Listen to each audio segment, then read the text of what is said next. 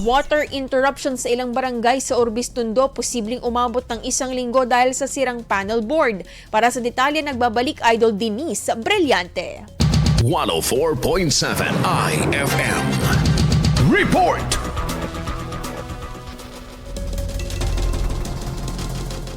Nakaranas ng biglang pagkawala ng supply ng tubig ang ilang barangay sa bayan ng Urbiztondo matapos masirang panel board ng electrical system na nagsusupply ng kuryente sa water facility ng munisipyo. Sa inilabas na public advisory ng Urbiztondo Water Services noong Mayo 13, posibleng umabot ng hanggang isang linggo ang water interruption habang hinihintay pa ang pagdating ng mga teknisyang magsasagawa ng pagkukumpuni sa nasirang panel board ng pumping station sa barangay Malayo. Apektado ng water service disruption ang mga barangay ng Balangay, Abatankawa, Bayawa, Sabituwag, Duplak, Gatab, Malaka, Malayo, Pasibi East at Pasibi West.